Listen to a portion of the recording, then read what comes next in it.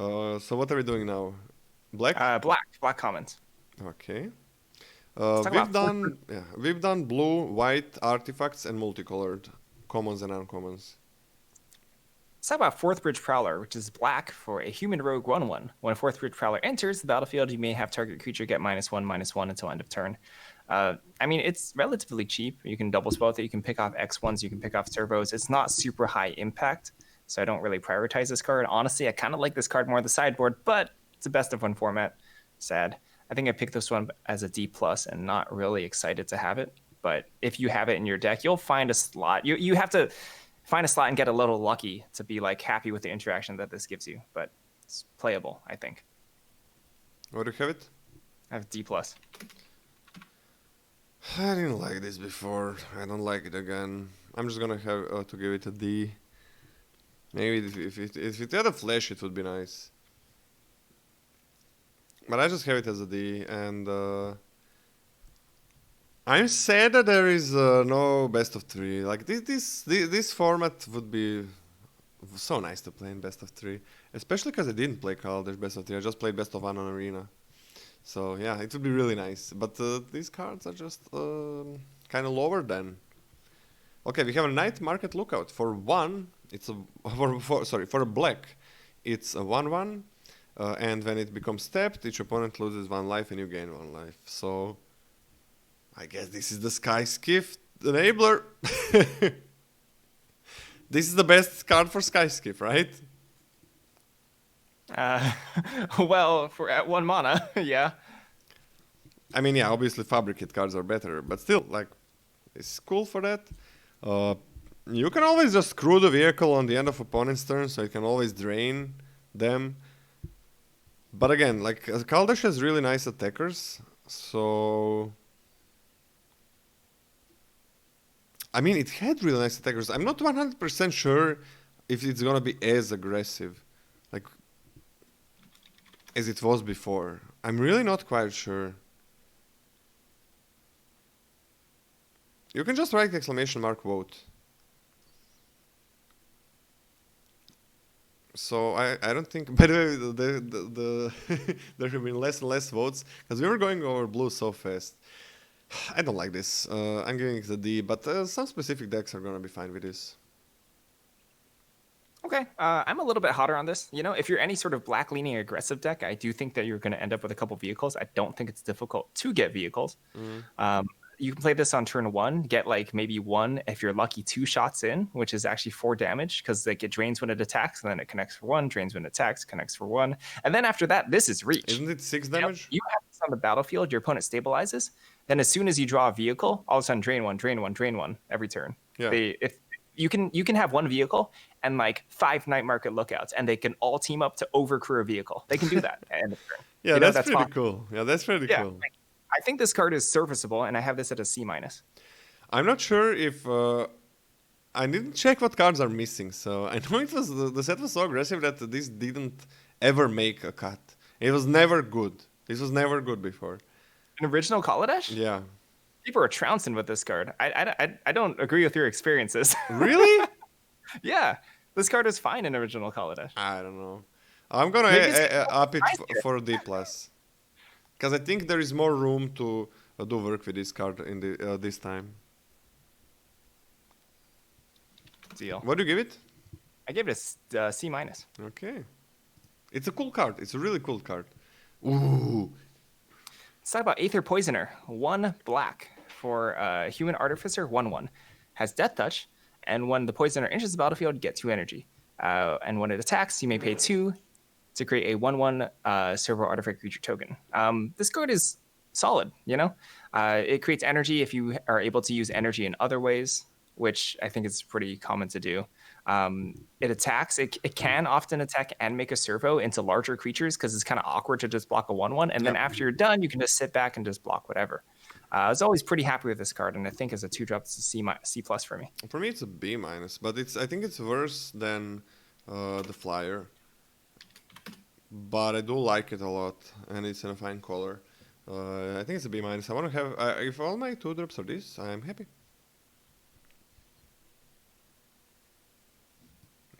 Okay, We are done with that. Chat says C+, C-. Okay, that's close. Choose target. So Die Young, it's for 1 and a black. You have a sorcery. Choose target creature. You get 2 energy. Then you may pay any number of energy. The creature you have chosen gets -1/-1 until end of turn for each energy paid this way. Nothing that special. A very, very big Oh, Enter the Veil with 2 gifts. That's 6 this month. Thank you so much. And Gump, the Japanese writer, welcome. And Stisiak, always contending. Welcome to the House of Draft. And welcome to the tier list review. Thank you so much for the support, Enter the Veil. You've been crazy. Thank you so much. Let's finish this one. The creature gets -1/-1 for until the end of turn for each energy paid this way. So it is big deal that this is not instant speed. It's a big deal. But it's still fine, and it does kill a good number of things. And a lot of the times you're using your instant speed removal on your turn if you're playing against Revolt Colors. So, Stisiak always getting subs as rewards. What is this, your third one? No, your second one.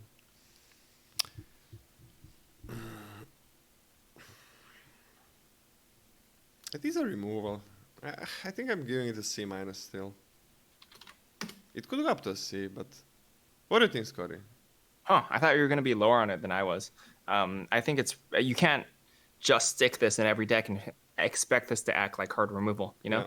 You need energy producers around this, not just the 2, in order to like actually remove stuff larger than CMC2 or just like kind of weaker creatures in general. So I think that people sort of get tripped up being like, oh, this is removal because it can kill larger stuff, but it's a little bit situational, being sorcery and just needing to dump energy into it to kill something large. I had this at a C. Okay. C- for me. It could go up. Scotty? Rush of Vitality.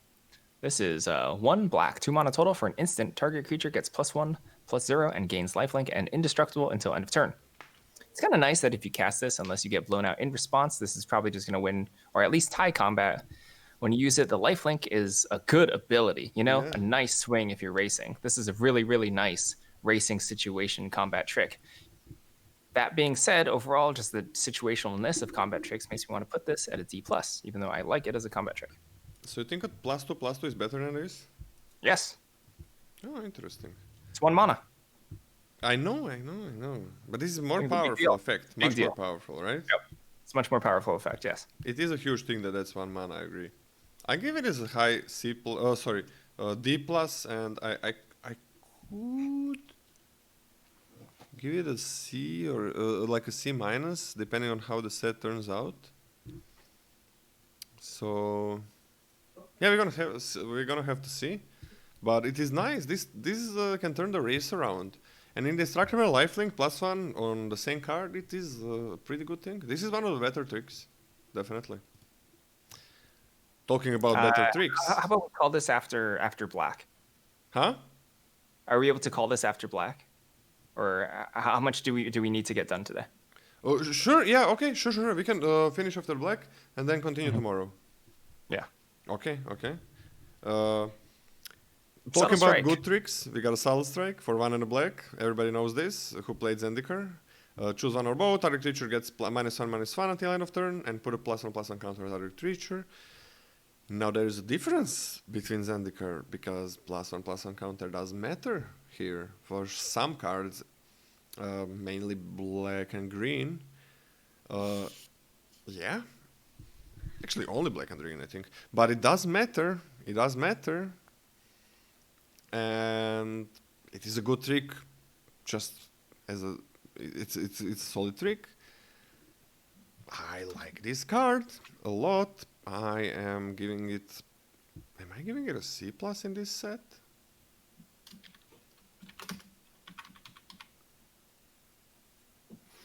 Or a C? What do you think, Scotty?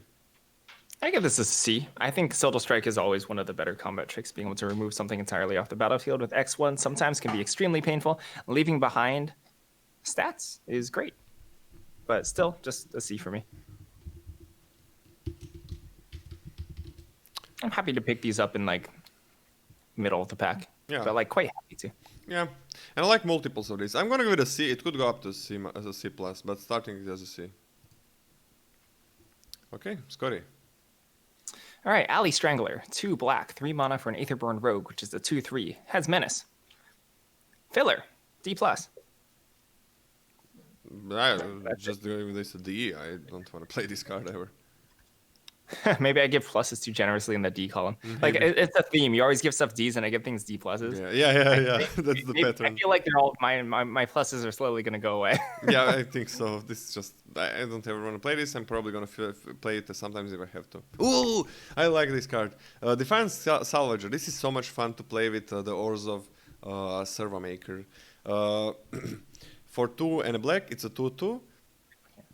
So many artificials, by the way. The goggles could go up, I gotta say. Sacrifice an artifact or a creature, put a +1/+1 counter on Defiance Salvager. Activate this ability only anytime you could play a sorcery. Sure, that doesn't sound that good. It is only sorcery speed. But this would be kind of busted if it wasn't sorcery speed. Because this has really nice synergies with a number of cards. Now again, I'm picking this probably as a C minus, and then I'm picking it much higher after I am in a deck that wants it. Because I don't think anybody's gonna pick this super highly. So I'm gonna have time to get more of these. So just as a C minus, and I'm picking it higher in a deck that needs it. And there are decks that do need it. And there is Hijack as well. In red, so this is going to be a really interesting card to play with, and I'm probably going to be playing it at least at start a bit more than I should have, because I have such fond memories with making decks where this is one of the most important cards. Yeah, free Revolt is also pretty important too if you have like servos or such laying around. Can be a pretty big game. Also, I think notably, I guess there weren't implements in every single color, but the implements do trigger if they go to the graveyard, even without having to pay for its cost. So you can still just sacrifice one of those. But yeah, that's more on the niche side.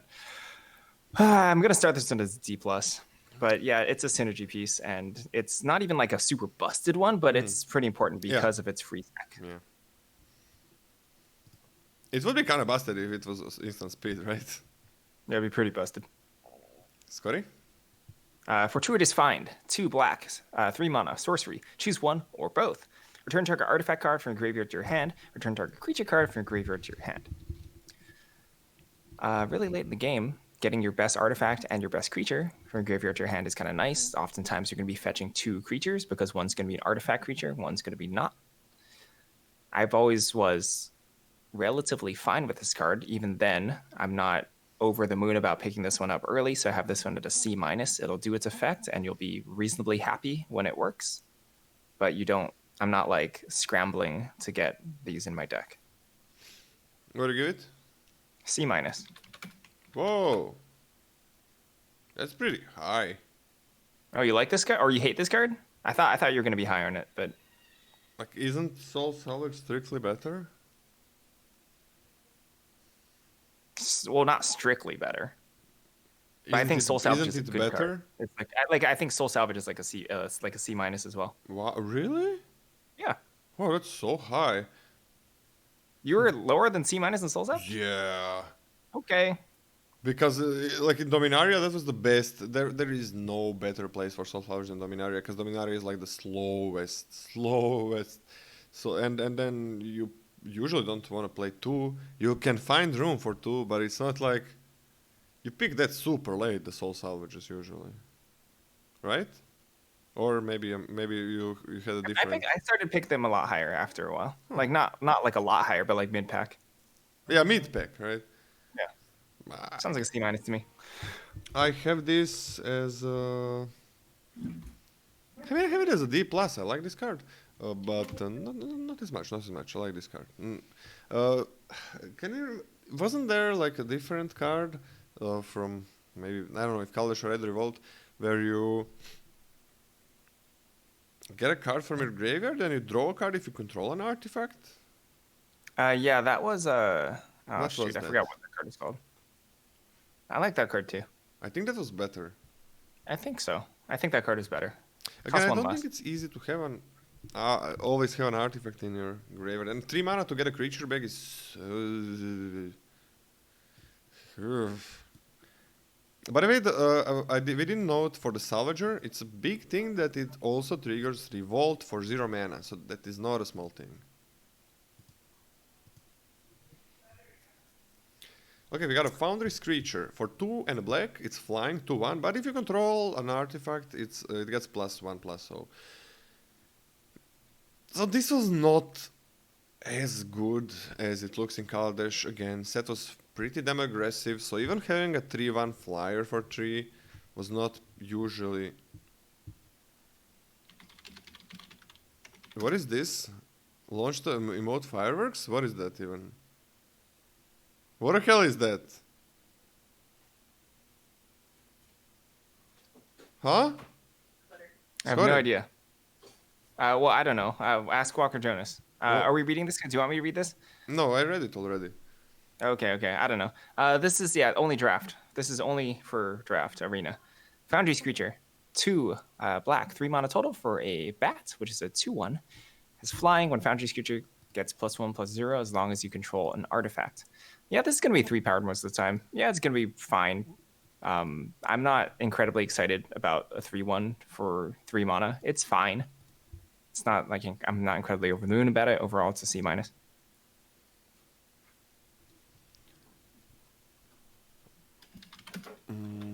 What do you give it?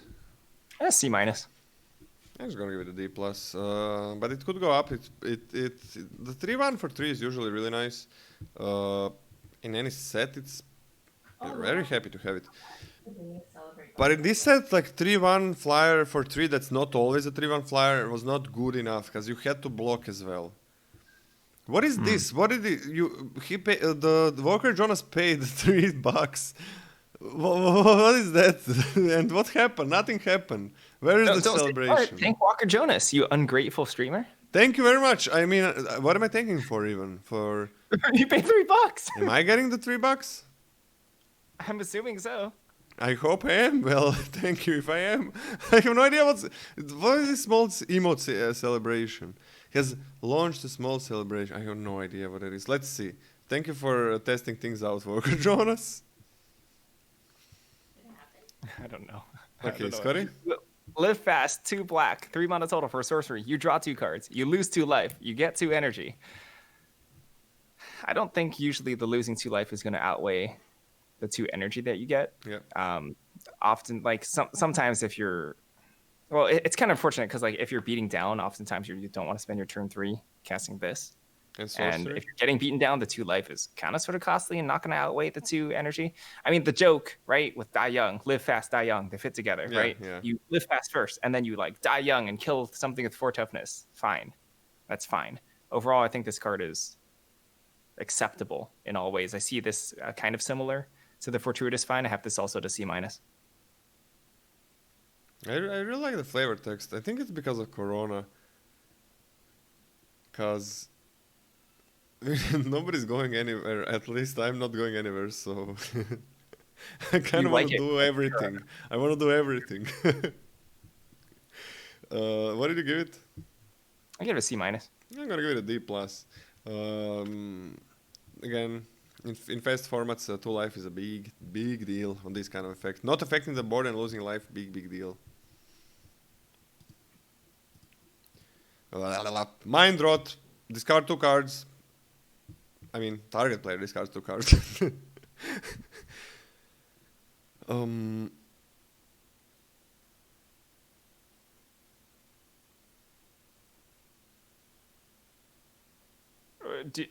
Are you here?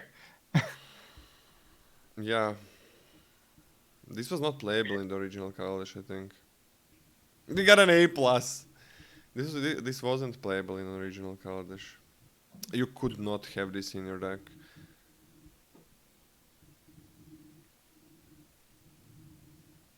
I kind of want to start it as an F, but I guess it can be the last card in my deck, so I'm gonna give it a D-. Okay, I'll give it a D. I think that's very generous of you. A little joke for an 8+. Ooh, Scotty. During demolition, 2 black, 4 mana for a sorcery. Destroy target creature or vehicle. I mean, this at common sort of throws a loop. When we were saying that it dodges most sorcery speed removal, like actually malfunction hits vehicles as well, but so does this. They were like specifically pretty keen on making sure that at least something interacted with vehicles, which is nice. This is going to be very solid. It's a little inefficient, right? A little slow, a little clunky. You don't want to be killing 2 drops, 3 drops with this, but overall B-. A super high B- for me. I really like this card. If it was instant speed, I would probably give it just a B. But again, it is not huge thing that it's not, because Revolt decks really want things to die on their turn. Like if they are already gonna die, just please give me a trigger for my Revolt. So yeah, I'm just gonna give it a B-. A high B- is. I think it is really solid because you just destroy it, bam, that's it. There is no going back unless they get it back from the graveyard. Okay, we have that's a really good removal. We have a Mole Fist Squad. For 3 and a black, it's a 3/1 Menace Fabricate 1. So it can be a 4/2 Menace, which is not very good. It's not very good. But it also can be a 3/1 Menace and make you a 1/1. This card was not busted or anything in previous Kaladesh, but it is not bad. A 3/1 Menace usually means that you can get some trade out of it, and if it's gonna attack or block, and then you still get a 1/1. So I could go up to C- with this, but I think I'm gonna put it on a D+ because it is a 4-drop, and I think you want to go a bit lower in Kaladesh. Okay, I mean, I think it should be noted that like Fabricate cards are actually reasonable at helping you survive versus an aggressive start. Because like pooping out 2 bodies on turn 4 is not bad. It's like way better than just pooping out 1 blocker, because that could save you like a decent chunk of life with a chump block or even threaten a trade. I'm on a C- for Mole Fist Squad though. It's serviceable, but if it's my 5-drop, if it's my 4-drop, like I'm not too unhappy about it. I gotta say, there are so many artificers in. Like, I think they put every single artificer in. Do you want to change your Inventor's Goggle grade? What if it just attaches to all your creatures? Yeah, but what did I give it? We both give it D+.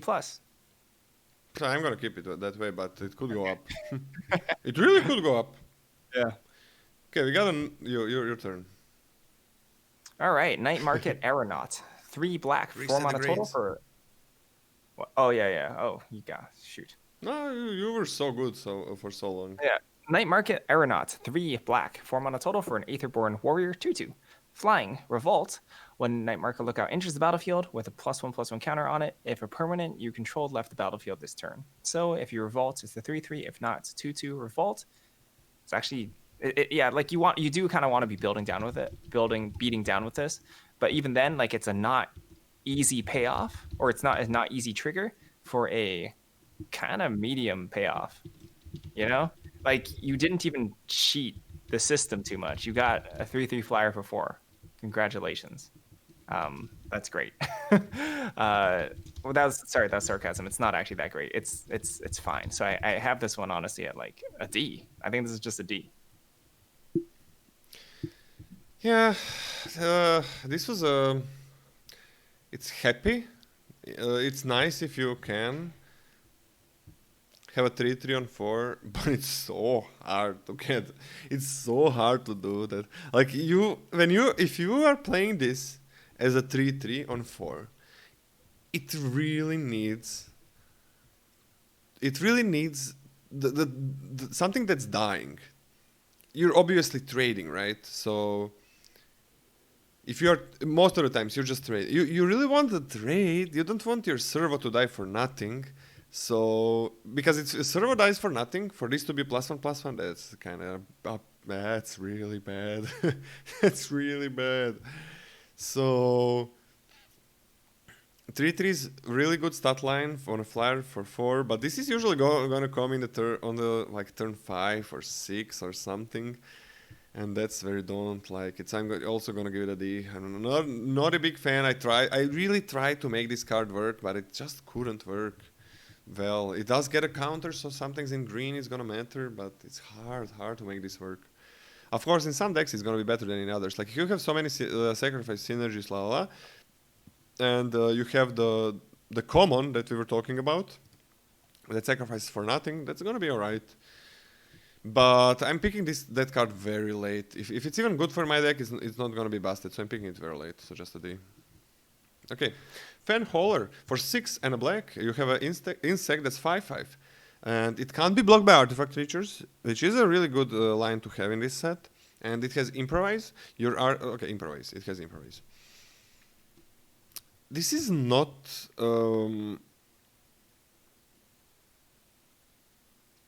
It's not a busted card, but it is not it is not terrible. It is not terrible as it maybe looks to some people. Like if you use just one artifact to cast it for 6, it is not that bad.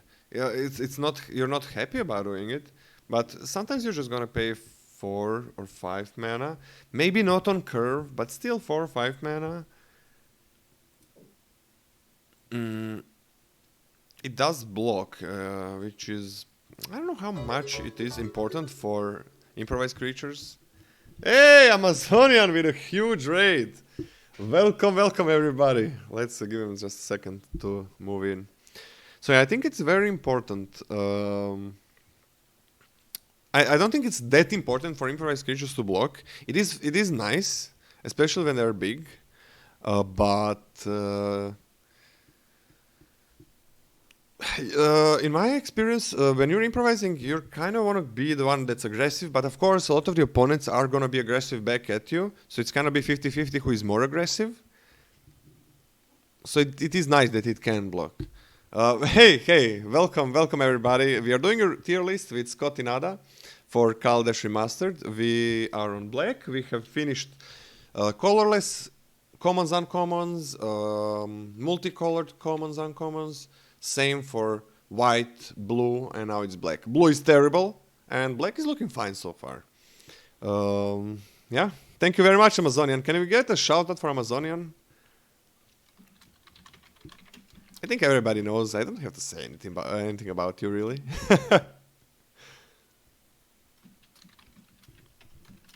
What is MTG bot? Is AFK? No, it's not. MTG bot is here. I think it's SO. So Fenholler. Yeah. Yeah. So this being the common, right? This is like the common improvised black card. Yeah. If you're looking at cheap artifacts and being like, oh, I'm gonna improvise stuff out of it, you can oftentimes in a black deck be like, oh, I'm gonna improvise Fenhollers. That's like a reasonable thing to assume that you're gonna pick up at some point in time. Yeah, I think the not being chumped by servos is really a big deal. It's kind of tough to visualize exactly how much that matters since you sort of get in the format. But like not having to worry about this being chumped into oblivion is very, very nice, and it's actually very, very threatening. But even overall, I still have this one a C-. Where did you put it, Lola? Yeah, I got it as a C- just because it goes a little bit higher in some decks. But I kind of feel like I should actually put it on a D+. You're not gonna play a lot of these ever. I'm gonna put it on a D+, because this is not gonna be a high pick in draft. Like, unless the drafters are pretty bad, then everybody's gonna maybe high pick this. But let's not think about that. It is not gonna be a super high pick for anyone. So you're always gonna have a chance to grab one or probably maximum 2 of these is what your deck wants to run. Probably. Sometimes could be more. But I know there are better improvised creatures. We're gonna get to red to see that. Yeah. I'm just giving it a D+. I'm actually giving it a D+. By the way, everybody that's coming in, you can vote for the cards. Just write ! tier list to check our tier list so far, to read the legend and everything about it. We make tier lists for every single set.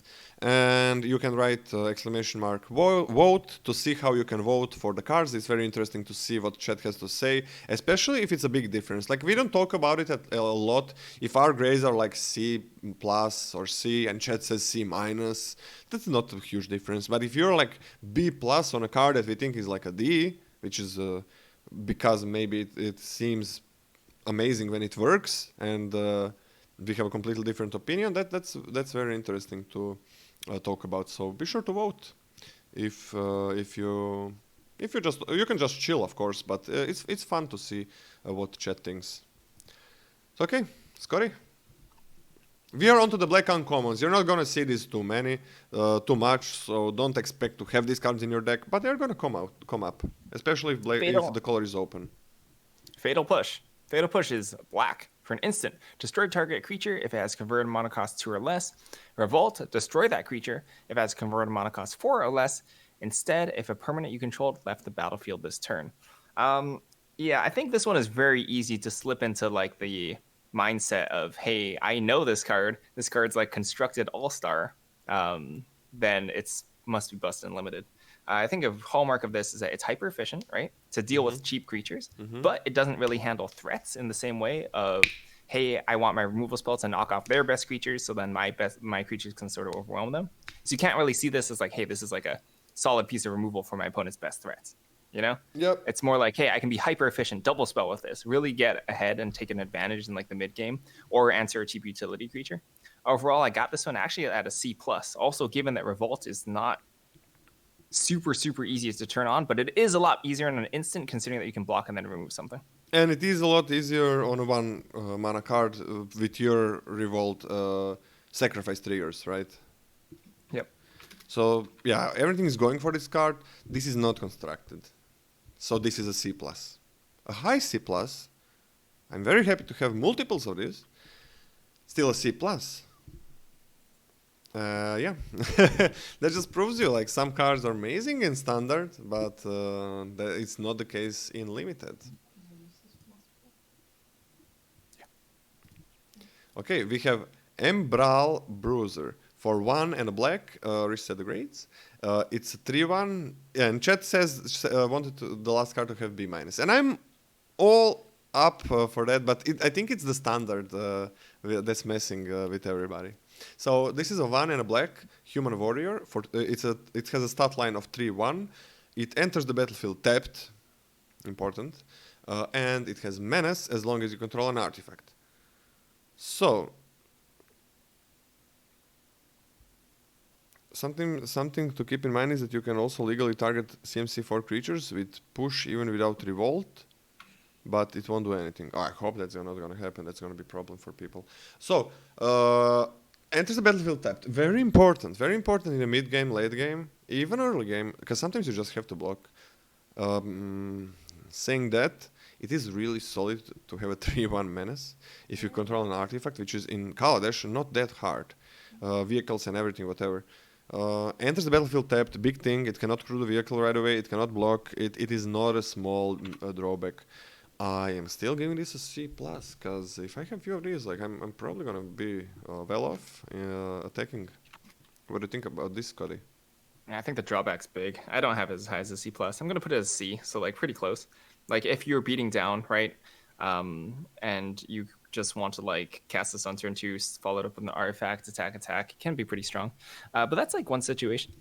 If you're at all on the defensive, coming to play tap, not being able to block or crew, big deal.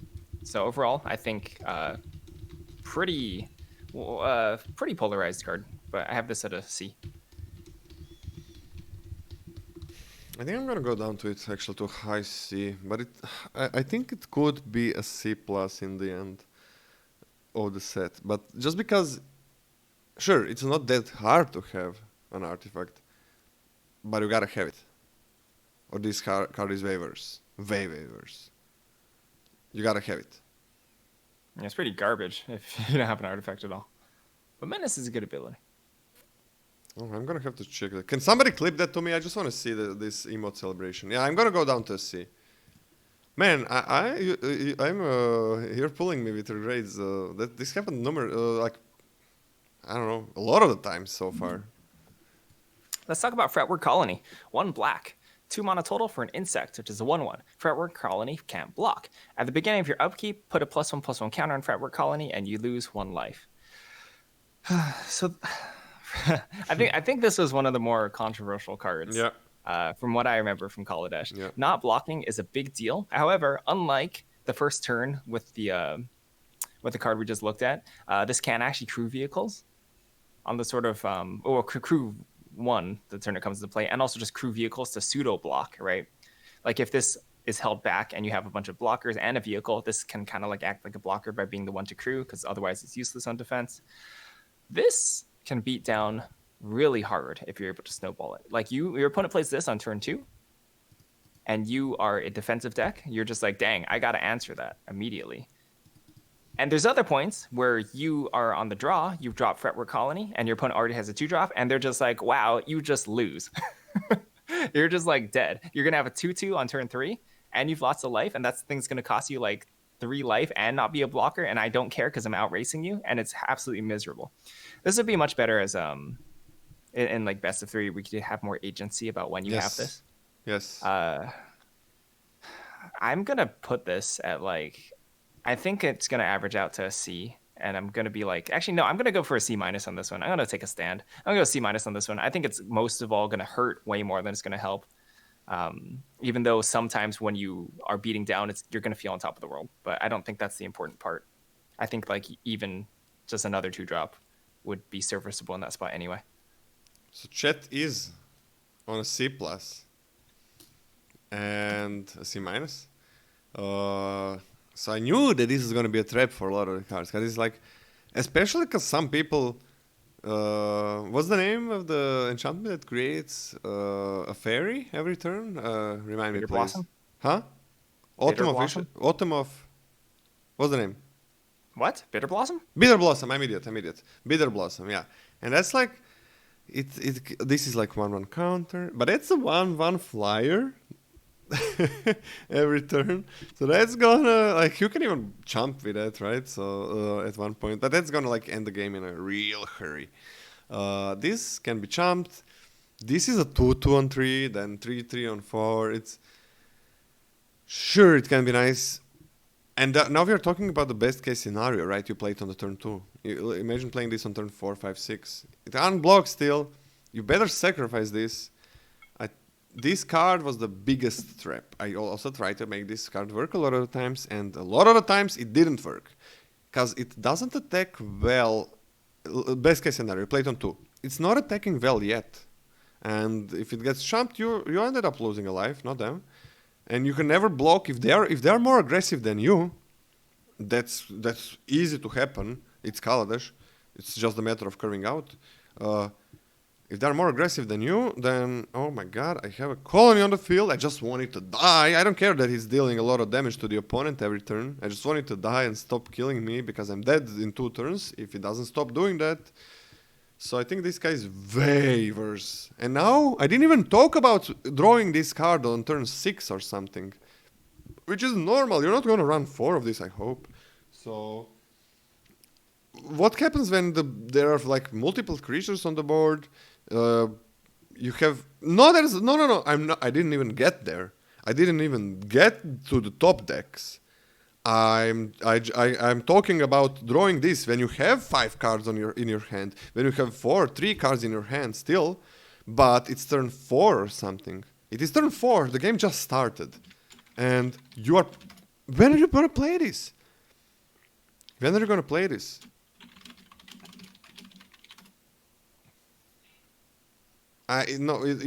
No, the top deck is when you have no cards in your hand anymore. That's the top deck. Right?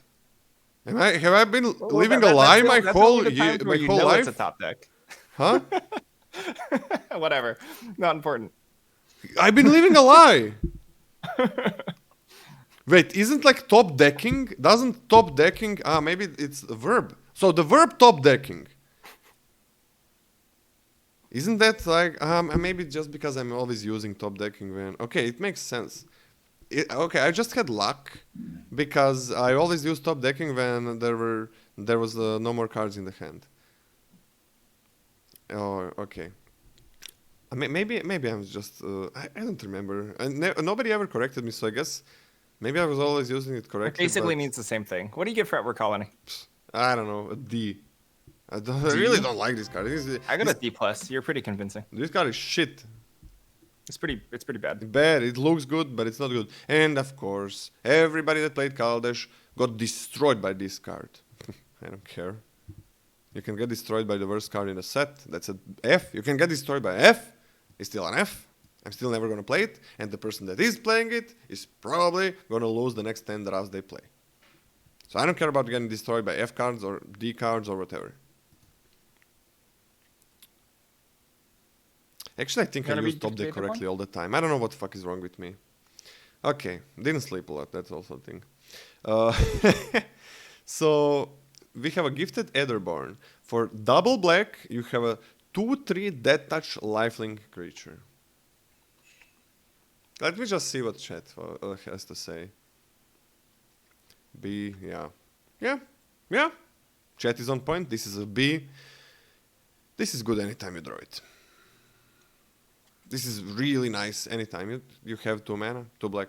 If you have 2 black on turn 2, it's super good. B, easy B. This is so good. Scotty? B minus.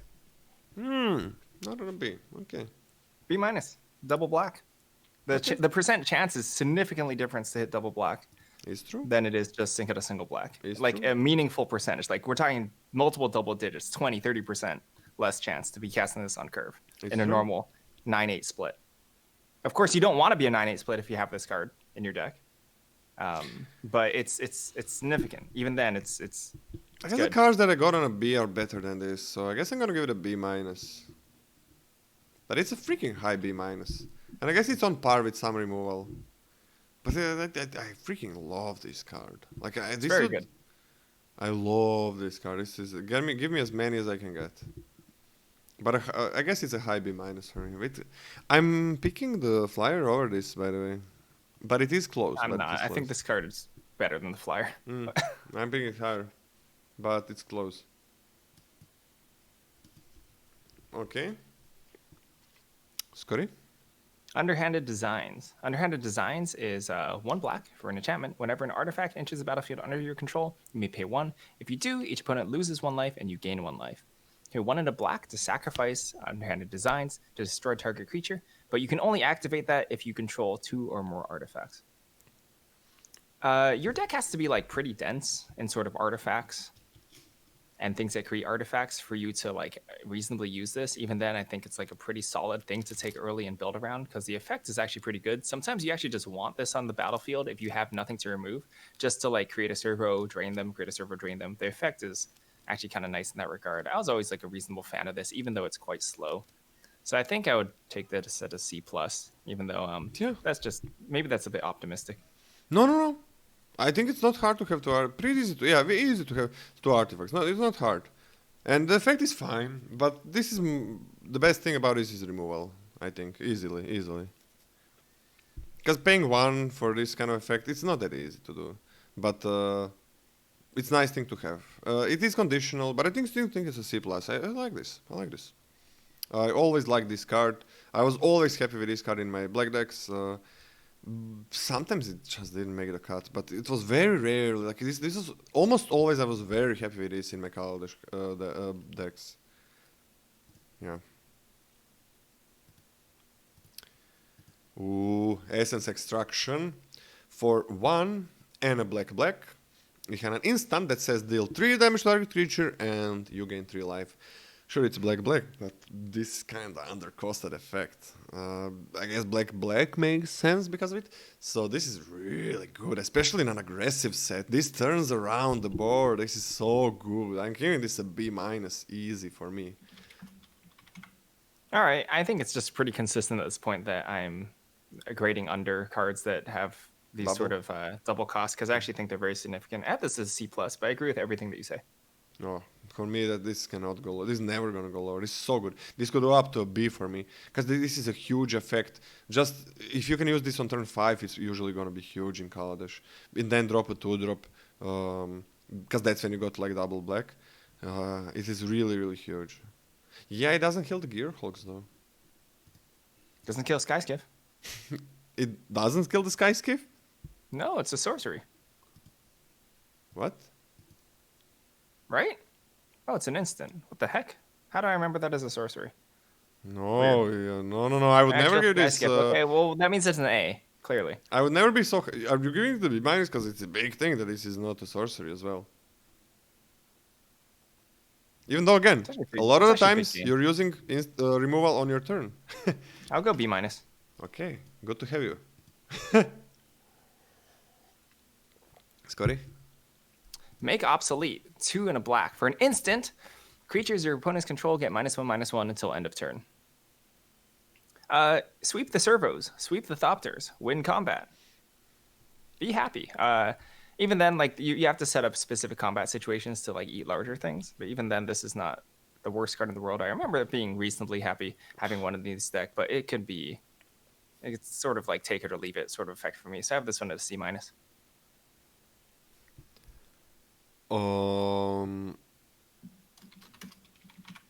I have this like as a high C. I was always happy to have this card in the deck. I was always so happy to have this in my black decks. It's an instant speed. Of course, we would not even gonna be we would not be thinking about this if it was not instant. Like I was always happy with this. It's a C. It kills all the X1s that the opponents have. It makes. I was always very happy to have like 2 of these. So I'm gonna give it a C, and it might go up, but starting is with a C, but a very high C. I would be very surprised that if I'm gonna drop the grade on this, to tell the truth. I remember liking the card a lot too. Let's talk about Vengeful Rebel. Vengeful Rebel is 2 black for a Aetherborn Warrior that's a 3/2. Has Revolt. When Vengeful Rebel enters the battlefield, if a permanent you controlled left the battlefield this turn, target creature an opponent controls gets -3/-3 until end of turn. That is a Revolt payoff. Yep. That's extremely strong Revolt payoff. That being Yep. said, it's really hard to turn on Revolt. Oftentimes, when you're crashing in, like the kind of awkward part about the development stages of the game, this being a 3-drop, is that oftentimes the easiest way is if your opponent trades off with your creature in combat, right? And then you lose your stuff, and then you can play this. But like in the developing stages, it's not gonna often happen where this can nug something valuable and also have you trade off with something. But like as a turn like 4+ play with a double spell, it gets a lot more likely. I still like this card a lot. And even worst case scenario, at its floor, you just cast this out and block something. Yeah. Right? Perfectly fine. So I actually like this card a lot. I have this at a B minus. Yeah, I love this card. I am in some decks this goes up to a B or a B plus, I think. I'm torn between the B and a B minus because I love this card. It's a 3/2, so it's even a good creature. If you can trigger Revolt by using some effect, right, on turn 4 or 5, it is not something that is not gonna happen. You can maybe sacrifice some things. I'm very happy with this card. I want to play every single copy I see. And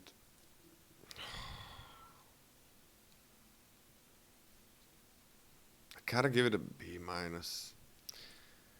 Ooh, Xyuxite has a good point. Like, this looks so much better than it is, but it is still really good. I don't think it plays Xyuxite. It plays like that because you have good revolt triggers as well. Like, even if you lose a serve or something, it's fine. But obviously, all the revolt cards become a little bit worse when people get the hang of the format. So everybody who's here right now, we are doing the research together. So when Kaladesh comes, play fast, and win against everybody else who's just remembering the format or just trying it out for the first time. Because Revolt, the further the set is in, the better the people are gonna play. This is not even close to Ravenous Chupacabra. The better people are gonna be at playing against Revolt. At first, this card is gonna be like a B or a B plus, probably a B plus. But later in the set, as it gets older, it's gonna go down to a B minus for sure. Okay. Do you agree on the Revolt? What I said about Revolt in general, Scotty? I do. I also remember also not wanting this card, like actively not wanting this card by the end of the Aether Revolt. But I think I have maybe I'm getting tricked by the same stuff just looking at the set, but I'm pretty optimistic about it. Same. Like somehow it was a bad card. Like somehow I remember it being a bad card. You know, but it can't be that bad being like a 3/2 as base. Like we took them, but we're never super happy about them. But my memory is wonky anyway. Weaponcraft Enthusiast. 2 black, 3 mana total for an Aetherborn Artificer, which is an O. This is an O1. Fabricate 2. When it enters the battlefield, you can either put 2 counters on it or create 2 servos, and that's it. This card was always fine. Oh, I didn't reset the grades. Sorry. This card was always fine. It seems really nice to drop 3 bodies, but it's not like you're adding a whole lot of trading stats. You're adding a whole lot of time. You're buying yourself a whole lot of time. Like in these sort of dirtily black decks where you just need time to set up, it's one of the better cards you can have in terms of threatening block, threatening just gaining life. Really, really nice word block. But overall, I think I have this one at a flat C. I had it as a high C, and the chat agrees, but depending on the deck, I'm picking this. Like I was picking this as a C plus a lot as well. It's so nice in Ragados. It's so good in Ragados. In Ragados, this is a high C plus for me, I think. To just get all the improvised cards in. Sometimes I'm picking it after I got those improvised as well. I'm picking this as a B minus, man. But I think I'm gonna start it as a C. No, I'm giving this a C plus. I'm giving this a C plus because in certain decks, especially Rakdos, and I love red in this format. I do love red, and especially in the beginning, I don't think everybody's gonna be red a lot. Everybody's gonna be everywhere. I do love this card in my improvised decks. It's just so nice. Also sacrifice. I'm giving this a C plus. A low C plus, but it's a solid C plus in the right deck. Like, I think I cannot go down on it. Ooh, a reset. Aetherborn Marauder for 3 and a black. It's a 2/2 flying lifelink. That's probably enough, but when Aetherborn Marauder enters the battlefield, move any number of +1/+1 counters from the other permanents you control onto Aetherborn Marauder. Tricky. Good card, really good card, but very tricky. So if you have a 2/2 flying lifelink and they don't have flyers, maybe you don't even expect them to have flyers or removal for your thing, then you're pretty happy just having a 2/2 flying. Maybe put 1 counter on it. If they're in colors that have a lot of removal, if you're afraid of something like that, it's tricky situation of when you cast this. When are you actually fabricating things earlier for +1/+1 counters, like the card we saw before, or something like that, to move the counters to this? Because if this gets a couple of counters and they don't deal with it, the game is over. The game is just over. So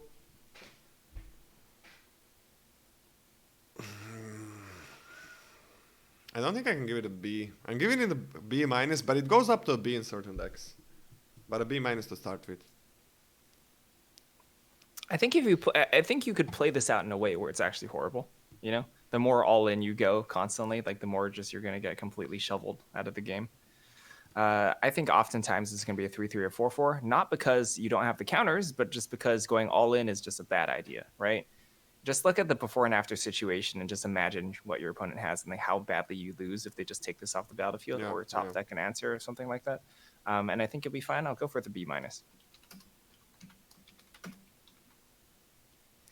Oh, you have a pacifism on my other creature? Don't mind if I do. What do you mean? What does that even mean? Like pacifism on a +1/+1. Yeah, there are things that punish, especially blue removal. What do you give that? What do you give to B minus as well? B minus, B minus. Let's talk about Foundry Hornet. Foundry Hornet, 3 black, 4 mana total for an insect with flying. It's a 2/3. When Foundry Hornet enters the battlefield, if you control a creature with a +1/+1 counter on it, creatures your opponents control get -1/-1 until end of turn. Sweeping servos is nice. You like make obsolete just for its ability to sweep servos. This kind of does it too. You can attack smaller creatures into a little bit larger creatures and then take them off the battlefield post combat, as long as you make sure you have a +1/+1 counter,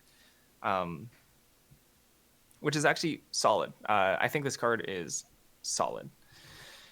It doesn't necessarily make me want to go all in on mediocre +1/+1 counter cards, right? This is not going to save my deck, but I think this is a good card, and I give this a C+. I think this card is better than it looks. We have a lot of these situational cards that are really good in certain situations. This would be so nice if it was a 3/2 flyer. The 2/3 is serviceable, it's fine, the stunt line is not terrible. But a 3/2 would be so nice to just have that 50% extra damage in the air for a clock. It is a nice card. It is not that easy.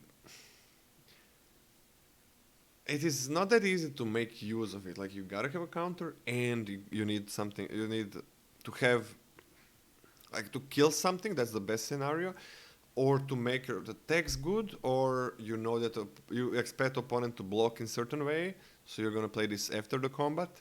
Like, it is tricky to use. So I'm just gonna give it a. I cannot give it a C+. I'm not picking this very highly.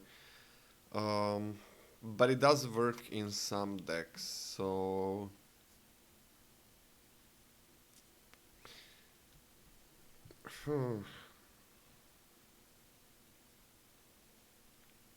It's a C or a C-. I'm not sure where to put it.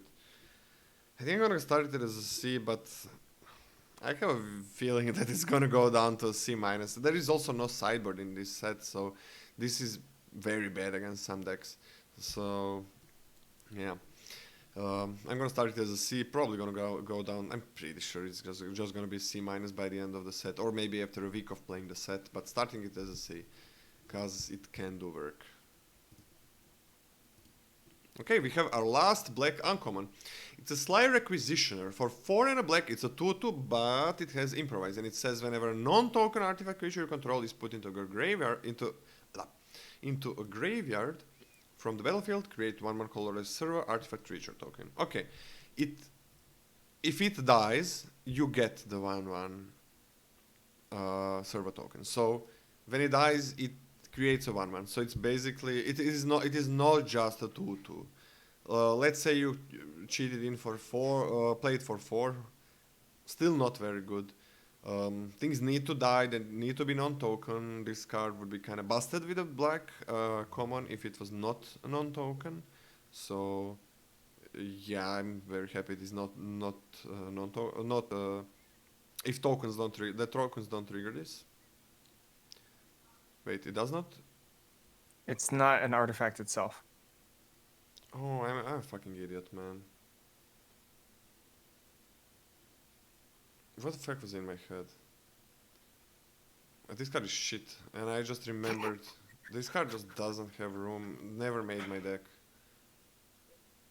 Oh, I just remembered. This card is shit. This card is a D-. And probably F most of it. Oh, I just remembered. No, this card never made a deck. I'm gonna get a D- if you. I don't know how many synergies you need to have and how many playables you need to lack. But it's probably gonna go down to F. I'm giving it a D- to start with, because I hope. What about you, Scotty? D-. This card is horrendous. No, it was pretty bad. How is this even a D-, by the way? Come on, talk me in not giving it an F, please. Not giving it an F?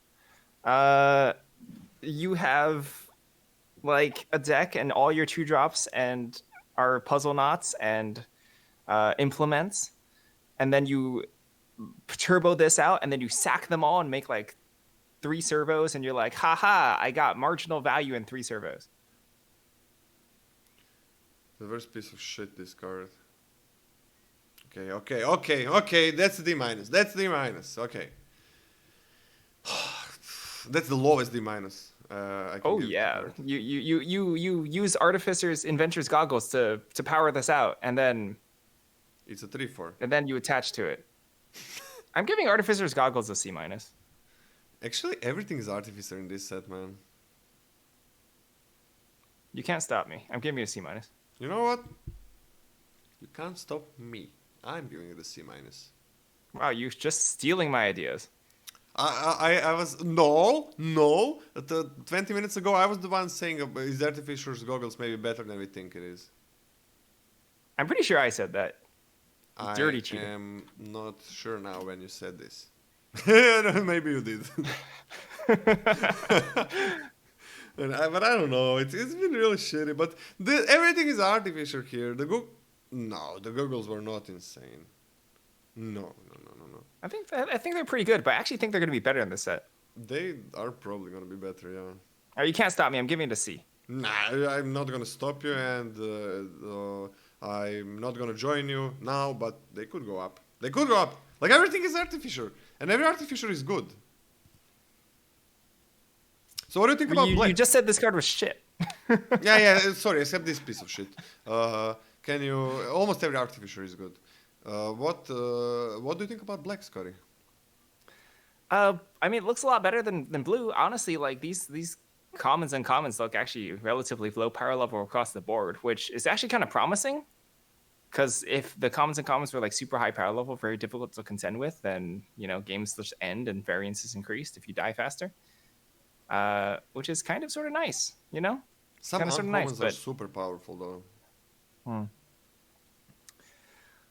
But yeah, it's nothing stands out to me except blue. Blue just looks like a sore thumb to me in terms of, while I really hope that there's some niche deck that we're missing. I don't think there is.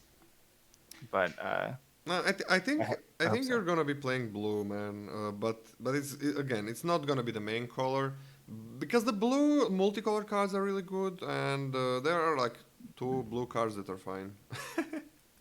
and, Yeah, the 2 blue some cards that are uncommons are fine, right? Okay. So Okay. I think you are gonna be playing blue, but you're trying to avoid it a bit. But then I'm getting all these blue cards that are good. I remember in Kaladesh Origin, like blue was not very good. Blue was it was on common level.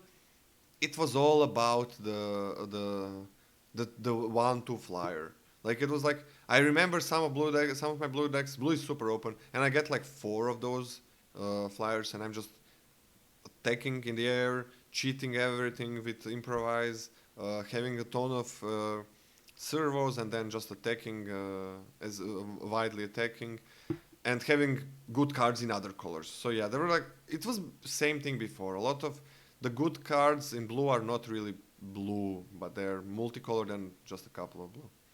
So I think it's gonna be played. Rating cards based on the lady in the art. So what do we say, Scotty? We are gonna continue with the tier list tomorrow. Yeah, do you think we're gonna get Mobius?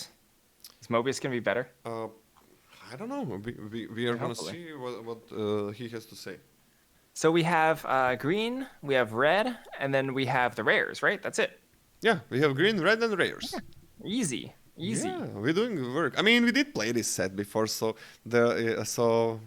we are not inclined to go deep into the possibilities, right? Because we kind of knew what worked, and it's not going to be that different this time. But of course, the power level of some cards is going to be changed based, because there's like a lot less cards, and I think a lot less of unplayable cards, because there was back then most sets had a lot of kind of weak cards that right now in the new sets like Zendikar and almost every other set, most of the cards are really solid and have a really good place in certain archetypes, and that's why these remasters are nice, that they're not just bringing the Kaladesh. Because remember when they brought Ixalan back? Did you play it? What do you mean Ixalan back? Rivals Ixalan was of in Ixalan was and the Ixalan. beginning of Arena. No. When they brought it back, like a few months, like 2 months ago or Oh, something. to like draft? Yeah. Yeah, it wasn't very good. This was like, what am I doing? Like, I don't have any decisions. It's just like every creature is stats and nothing else. Maybe it has a tribe and it gets +1/+1. Like, nothing is happening on the board. Nothing is happening in the draft. Everything is simple, but the new sets all seem very complex. Like I'm so happy. I always love to draft MTG, but lately it's been just a joy how interesting they make the sets. I don't know if you have the same idea about that. I can't imagine drafting another tribal set that's not as good as Zendikar, because it's going to be horrible. Like tribal Wizards has always struggled making tribal sets and making them interesting for limited, and I think Zendikar, they kind of knocked it out of the park. I think it was the answer. Like party overlapping with the tribal synergies was the answer. They did it. Yeah, absolutely. And and then we have MDSCs as well, and so many different archetypes that work. And the set is not like hyper aggro, so you can actually every set that is not hyper aggro means that a lot more archetypes are viable, and it's so beautiful. But I don't know. I really hope they can top this. That would be. By the way, Zendikar is still great. That's the thing. Like we're still drafting Zendikar, and it's amazing, and we're still gonna be drafting it after we play a bit of Kaladesh. So yeah, I love this. So Scotty, I guess we're gonna cut it now. When are we gonna start the tier list tomorrow? What do we say to the people? When y'all get off work. So like, I don't know when you get off work. So, are you gonna have another national emergency? Well, I hope not. But I should be off work at 3 p.m. GMT. Okay. Okay. So we continue GMT, tomorrow at 3 p.m. GMT. 3 p.m. GMT. Oren Hex with a Prime for 3 months. Thank you for choosing me among all of these wonderful streamers like Scotty with your Prime. So. Oh, by the way, let's 1 second. We had. So who won the? Let me see. So do we have a winners of 1,000 gems from the what's the name? The streamer showdown. The Etwot, Danish 49, and Dynamodes. Are you here? Can I give you your codes? Please, just please after the stream, message me on the Twitch. Or whatever. You can do it during this next stream, whatever. So I can give you the code for being the top voter for our showdown. So nice stream today. Yeah, they won 1,000 gems because they voted for winners who is going to win the showdown, who's going to be second, third, what color is going to be the best, and so on. And yeah, we're going to have that next time as well. We had it. Scotty ran it last 2 times or last time? Last 2 times, I think. Last two times, yeah. So, yeah. We just gave all the stuff to Janos to integrate into your bracket spreadsheet. Yeah. Because we thought it would be way better if it's integrated into the bracket spreadsheet. I think that's a good choice how to do it. Unless you want to run it. But you can still run it even if it's integrated, right? We would need to be editors, yeah. Yeah, I just give you all the editor rights if you want to do that. But you're busy, I know that. Okay. So see you tomorrow at 3 p.m. GMT. Bye. I have a Twitch channel. I stream on Twitch. Yeah, sorry. What? It's so bad it is. Scotty, just say something about yourself, please. Scotty is going to be joining me tomorrow as well. Hopefully, Mobius is also going to be joining me. And Scotty, say something about yourself, please. Hi, my name is Scottynada, and I lose 3% more often than Lola does. Really? It's 3%? Yeah, it's pretty big. It's a pretty big difference. Okay. That's then you got a pretty good win rate, huh? Wow.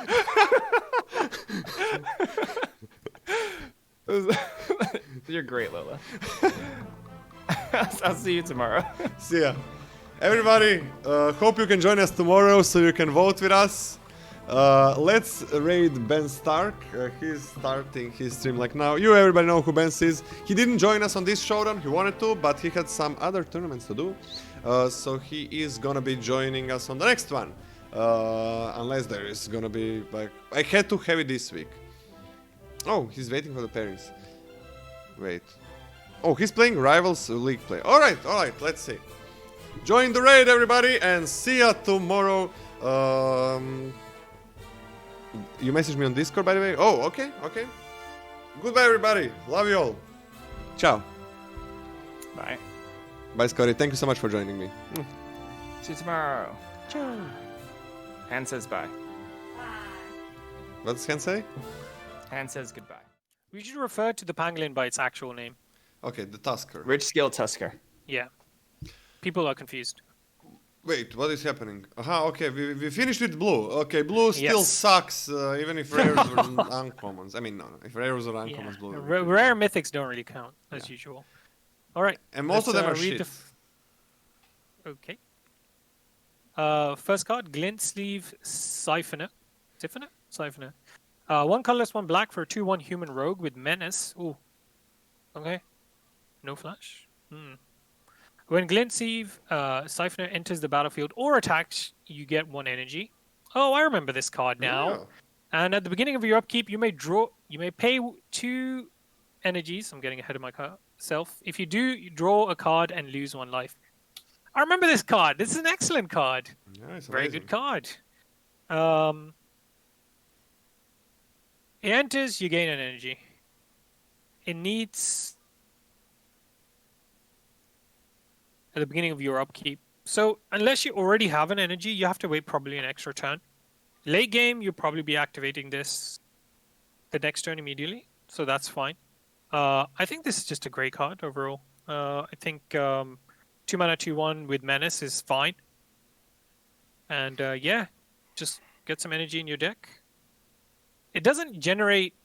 Oh yeah, it does. It attacks. Fuck. I don't know why I missed that completely from my brain. But yeah, it can just draw your card. They need 2 blockers on turn 3.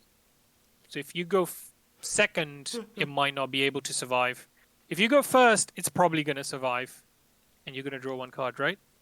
But it's gonna trade if you go second, probably. That's what I mean. Yeah, it's still going to trade. You're right. Forces a trade. Probably. draw I mean, card. if they have first Yeah. strike, it doesn't, but probably gonna trade, right? Sometimes it doesn't. Yeah. But yeah, that's true as well. But you can get But energy somewhere anyway, else B+, as well. it's a good card. B+ on this as well. I'm slightly lower. I'm on a B. It is a really good card. I don't think it's as busted as a B+. Why did I think this had flash? I don't know. Is it because of all the new rogues? I'm probably getting a bit confused. No idea. Maybe. Yeah. It really could be. It could be. Yeah. Before rogues. Yeah, there's no walking ballista, guys. No. Okay. Wait, there was ballista in this. Ballista was in Aether Revolt, I believe. Oh, ballista was in Aether Revolt. That stupid ballista, do you remember? I remember losing to Oh. that so much, dude. I remember it more playing in constructed. This I remember more from constructed than ballista. I remember more from playing constructed. So. Oh yeah, it was a constructed man. This was really good in constructed in some decks as well. Yeah, this like Glint Strike for plus Saddle Strike for. I think this is a really high B. Fair enough. I think it's a really good card. It goes up to B plus in some decks, so yeah, a really solid card. Ui! Scotty. What happened to Lost Legacy? Oh my god. What? I mean, we can just give it all Fs and move on. You want to do that? Read it. No, I don't want to read it. Read it F. for everybody else. Lost Legacy, 1 black sorcery.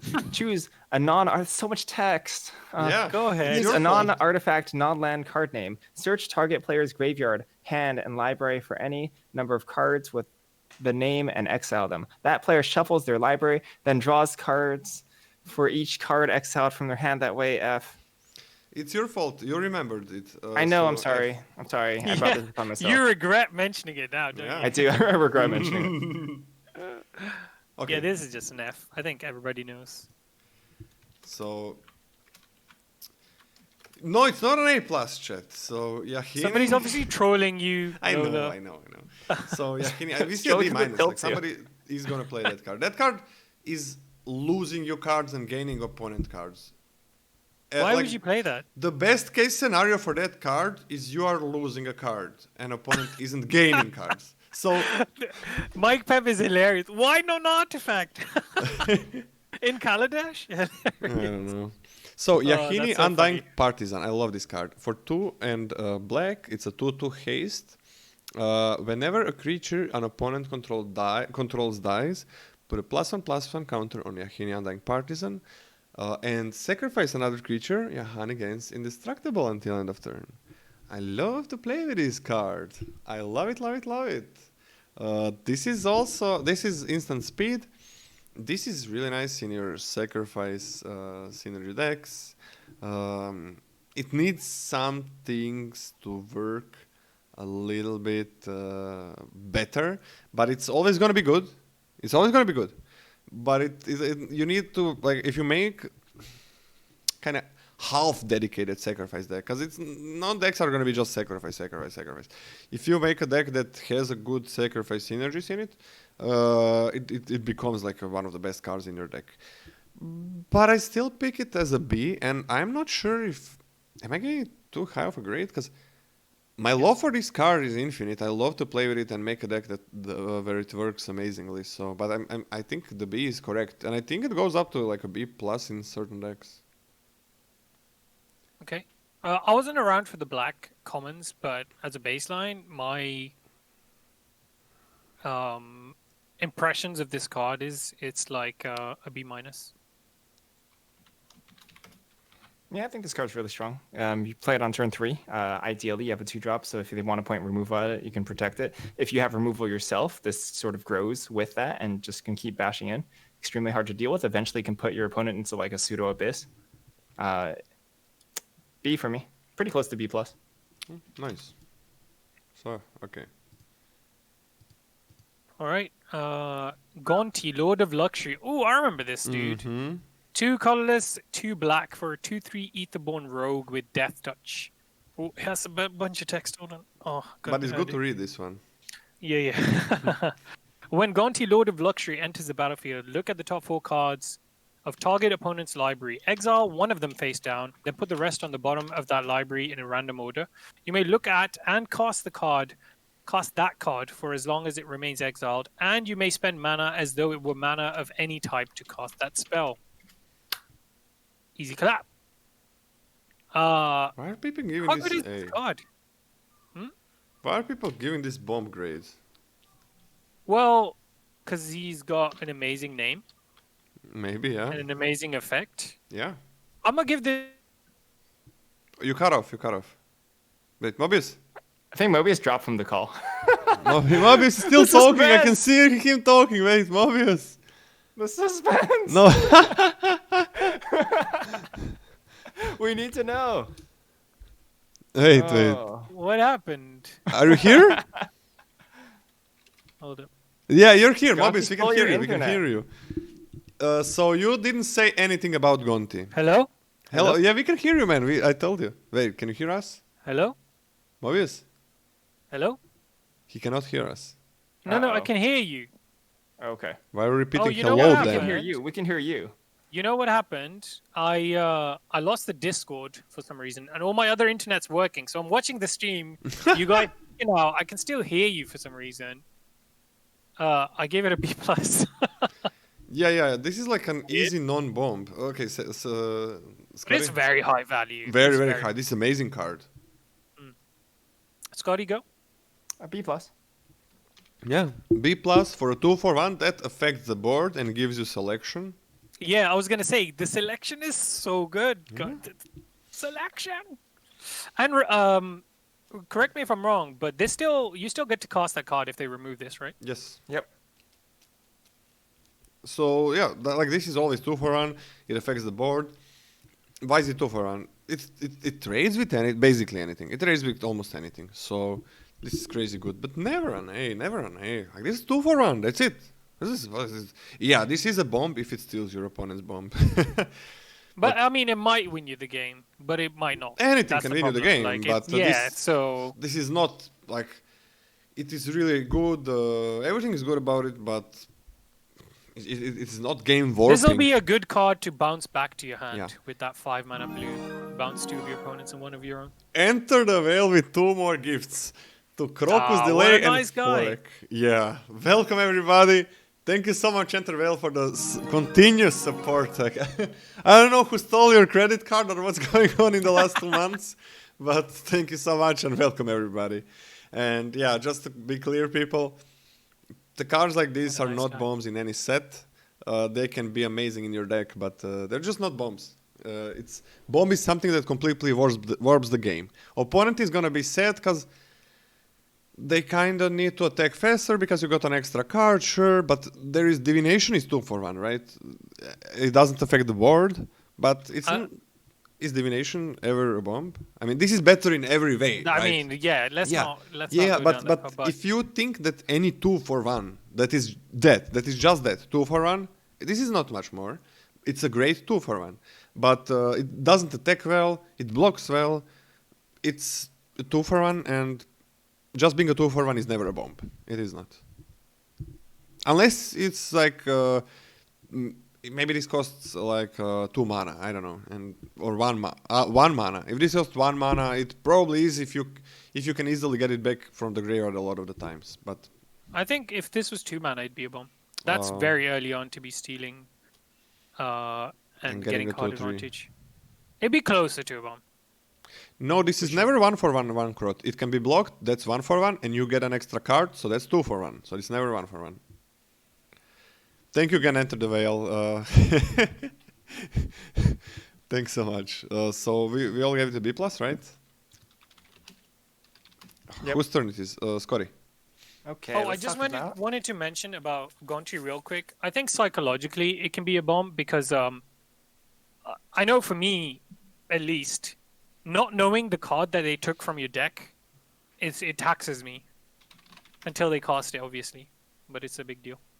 Aha. Okay. Okay. Ooh, Midnight Oil. 2 black enchantment. Midnight Oil enters blah, blah. Midnight Oil enters the battlefield with 7-hour counters on it. Hold on, let me enlarge this so I can actually read the card. At the beginning of your draw step, draw an additional card and remove 2-hour counters from Midnight Oil. Your maximum hand size is equal to the number of cards is equal to the number of hour counters on Midnight Oil. Whenever you discard a card, you lose 1 life.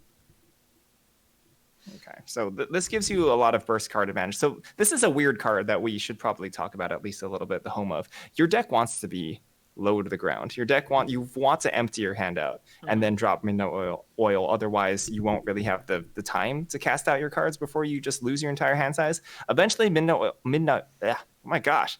Jesus. Eventually, Oil is going to be I was going to say, just say sitting... oil.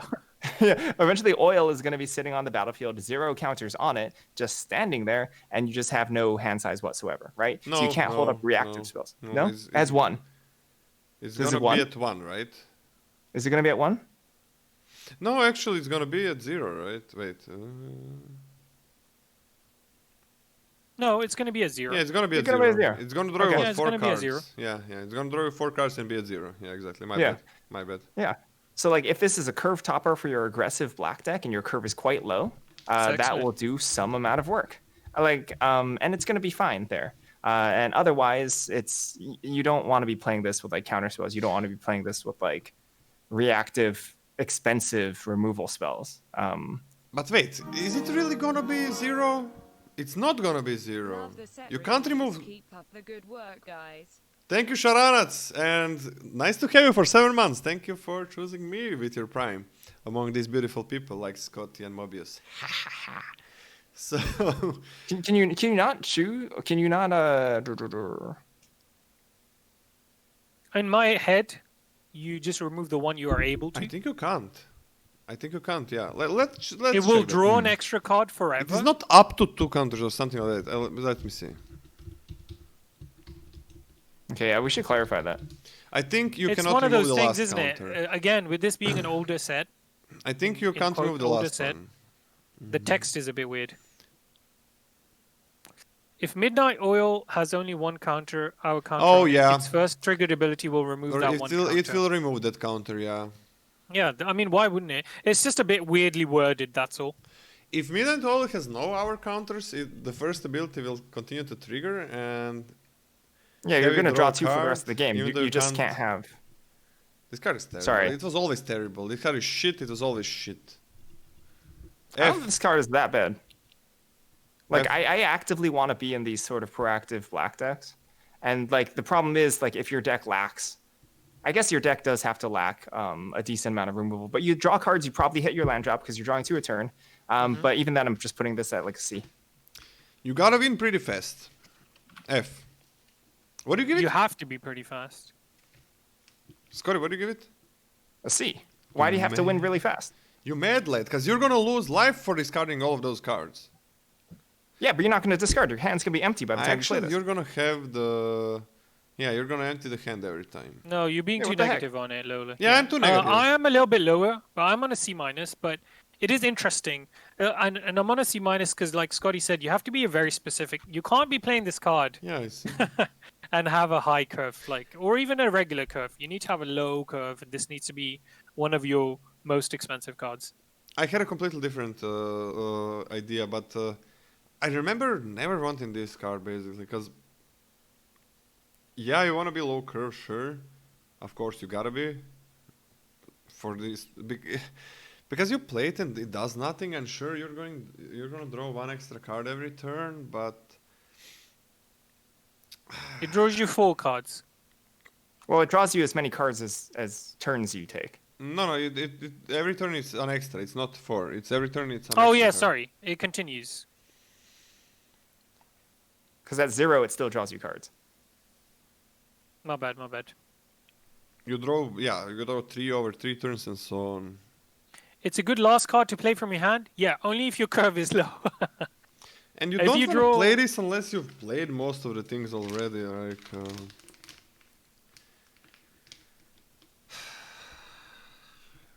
I'm gonna give it a D+. I never wanted this card. Maybe the situation is different, but I'm gonna give it a D+. Okay. Yeah, the wording is enough. kind of weird. I kind of fucked up it in my head, but just a D+. Don't worry, I did as well. It has a lot of text. Yahenis... Is it me? Or you? Yeah, Lola, go it's ahead. me. Sorry. Yahenis Expertise. For 2 and double black, is a sorcery. All creatures get -3/-3 until end of turn, and you may cast a spell with converted mana cost 3 or less from your hand without paying its mana cost. The creature cast is not going to be affected by -3/-3. So that's a thing. And this card is fine. Compare this to a... Sorry, what did you say? The creature you cast what? Will not be affected, right? Okay, good. Yeah. I thought And, maybe I misunderstood it or something. This is so much better. I mean, it is a rare, sure. Than a Golgarian uncommon. Like, it's night and day. This is fine. I have this as a B. Maybe should have it higher. I have this as a B plus. Like, this is easy to get. This is... With this, it's so easy to get, like, 3 for maybe not 3 for 1, but like 2 for 1 is easy with this. I love this card. I'm giving it a B plus. And it's and again the big thing about this is also you play it, and sure, but you choose when you play quasi board wipes, and you play this, and it's no problem that you maybe had a few bad turns to make this better. Because you have vehicles, right? But also because you get that one creature that you maybe saved on turn 3. I really like this card. I should probably put it to a B. Okay, B. Sorry, Mobieus, Yeah, you I was go. gonna B, say B, I like yeah. what you're saying, but that's not making me put it at a B plus. Yeah, I'm on I a high know. B though. I think it is a nice card to play with. It's a pseudo board wipe, but like the bigger board wipe, it's nice to know that you have this and to be building towards a plan of casting this and then being ahead on board. So yeah, it's decent. B. I mean, I'm on a B2. I just think it's the turn 4 impact of this, of flipping your opponent's board and then just having you suddenly ahead instead of just parity, is a big deal. I'm on a B. Yeah, a big deal. I could go up to a B plus, but later maybe. Yeah, Mobieus. All right. Demon of Dark Schemes. 3 colorless and 3 black for a 5/5 demon with flying. He looks pretty cool. And when Demon of Dark Schemes enters the battlefield, all other creatures get -2/-2 until end of turn. Okay. Whenever another creature dies, you get 1 energy. Nice. 2 colorless, 1 black, and pay 4 energy. Put target creature from a graveyard onto the battlefield under your control, tapped. Doesn't matter. Under your control. Nice. It is 6 mana and it is triple black. However, ooh, this is a strong card. Yeah. This is an extremely strong card. But 6 mana hurts Oh, baby. in this set, but yeah. Yeah, that's so the things it has against it. The triple black I don't even care about because if I'm picking this, I'm black. What I care about is the set being slow and the fact that it costs energy specifically to also get creatures back, which is a shame. I still think it's super powerful. Getting one creature back is already great for 3 mana. 4 energy. If you can get 2 creatures back, you're winning the game. Yep.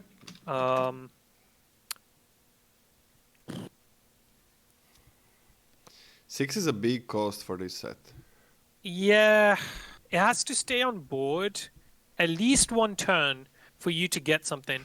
Because there's no way you're on 9 mana. No, but you're getting something by having everything get -2/-2 as well.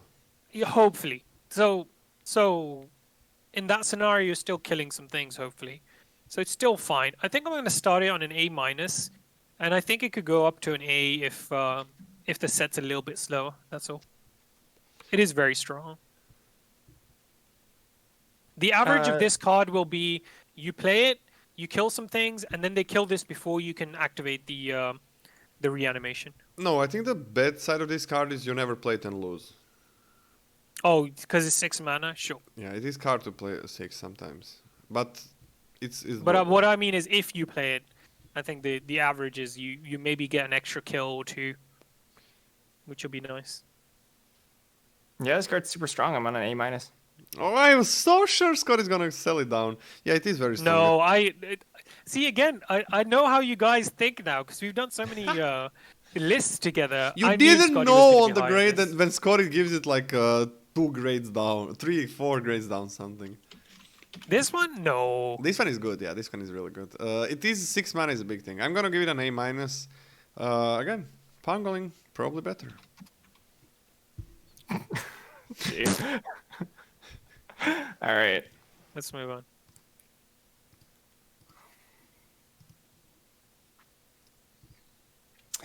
Marionette Master, 4, black, 6 mana total for a human artificer. That's a 1/3. It has Fabricate 3, which means you can put 3 +1/+1 counters on this, or you can make 3 1/1 servos.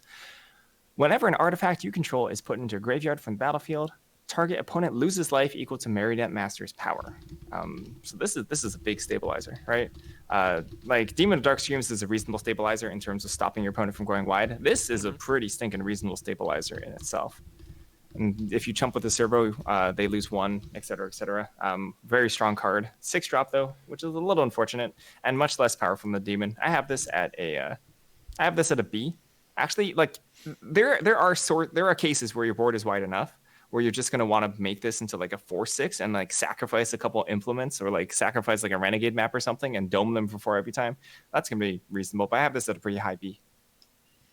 I don't like this card that much. 6 mana for this. I'm thinking about putting the demon on a B+. Because 6 mana, the demon was not very good before. If you ever played against it, if you play against it and it wasn't good, you probably didn't know it exists. But I know True. it was not that good. So yeah, you want the servos with this guy, but you also want it to have more power. No, Yep. I have this card as a C+. I'll go on Lola's side on this. C+ is about right for this. 6 mana. I want Yeah, not enough. to be I careful think, with for- those cards.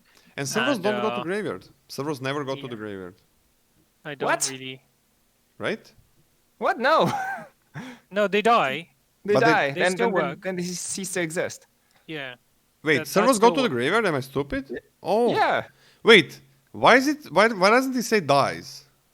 Because it works for non-creature artifacts too. Oh, I'm an idiot.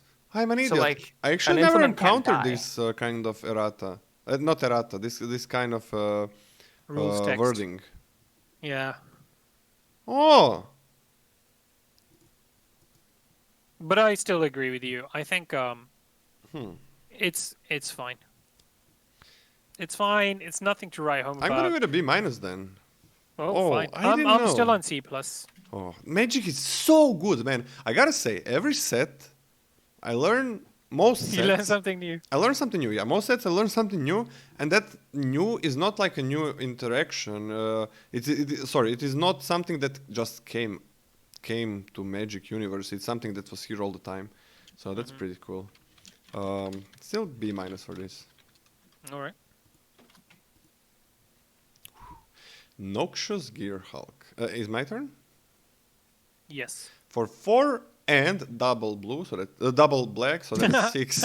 6 blue doesn't have. So that's 6 in total. This is a menace 5/4, and when Noxious Gearhulk enters the battlefield, you may destroy another target creature. If a creature is destroyed this way, you may gain life equal to its toughness. So also a big thing about this. So you are getting 2 for 1 always. You're getting life from it. So it is a 6 drop, but it is gonna gain you life. So right away it's gonna gain you life. You can get it back from your hand, from your graveyard, because it's black. So that's a huge part of this. I have this as a bomb, because it does so many great things.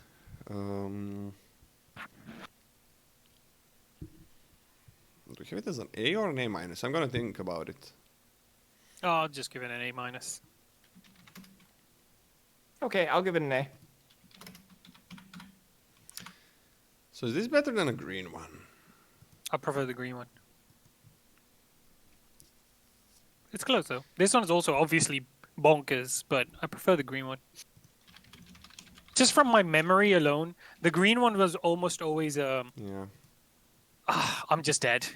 Sometimes I could recover from a Noxious Gearhulk. But I have it as an A. I have it as an A minus, but so close to an A. A minus for now.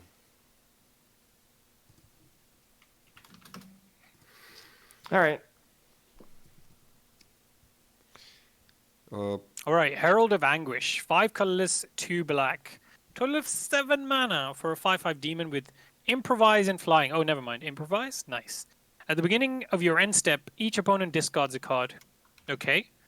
1 colorless, 1 black. Sacrifice an artifact. Target creature gets -2/-2 until end of turn. Oh, it's 7 mana though. How many artifacts do I need to make this playable? 2? Improvise is tap, right? Yep. It's convoke except with artifacts. Yeah. Just checking, because this doesn't seem that bad. Why is chat hating on it? Can't get played in a non-improvised deck. Even for 6 mana, this is fine.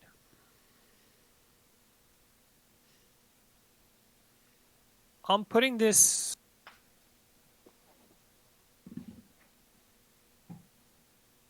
at a B plus. All right. I don't know hate. what to say other than I'm not gonna play this if I don't have any artifacts at all. Probably won't. But how often is that gonna be? You know?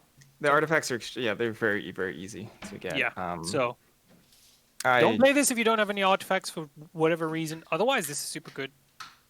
I think 5 mana is completely reasonable for this. I hate the ever loving bananas out of this card because it's very good. You get immediate board impact if you untap with it. It gets a nightmare to engage in combat whatsoever. It's not immediate board impact. They can still kill it on your main phase, but Plus they have to discard before you pass the turn. Turn, you have some sort of positive impact. And sometimes the last card in their hands is a removal spell, and that feels especially bad. Happened to me before. It was an A. Yeah, if they don't have the mana to cast their removal spell and they end up discarding it, oof. Oh wait, you're on an A? I'm on an A. A? Oh, A. see, I was in bomb level territory because it does require some playing around. But This is okay. a bomb. This card was not a bomb in the previous set. This is heckin' a bomb in the previous set. I don't think it was a bomb. I didn't see it very much. but it was impactful every time I saw it. Like every time I saw it, it was impactful. Even if it did nothing else than make me discard a card and then start hitting me for 5, it was annoying as fuck. You know what? I'll go up to A-. I'm not going up to A, but I'll go up to A-. You're right. It's going to be fairly easy to cast this for 5, I think. Casting for 6, I'm still happy. 7 is an ask, though. What would you have it at before, Lola? I go somewhere in a B range. Because I had it at B+, but Scotty's definitely talked me up on it. But I'm thinking about his improvise and some things are lacking for improvise from the previous set. I can't remember which, but some things are definitely lacking from common and uncommon improvise. I can't really remember which ones, but some things are lacking. Probably gonna A lot of check the cheap later. Aether creatures are still here. The ones that create servos when they attack. Yeah, all the Aether they creatures are are still here. here. In 50% larger numbers. Those are like the biggest, most playable ones. That just Yeah. are easy enablers. All the things that create 2 artifacts on turn 2 are here. The servo schematic, the cogworkers puzzle knot, the servo exhibition. I feel bad that I missed all the artifacts. Feels bad, man. I guess I can put this on an A-, but it's I'll trust in Scotty and put it at A-. I don't think it's better than. But if Scotty's a liar, I I'll don't have think to put this it is back better down to than B+. Pangolin. Scotty gave it an A, right? I don't I'd think this- slam dunk this over Pangolin. Huh?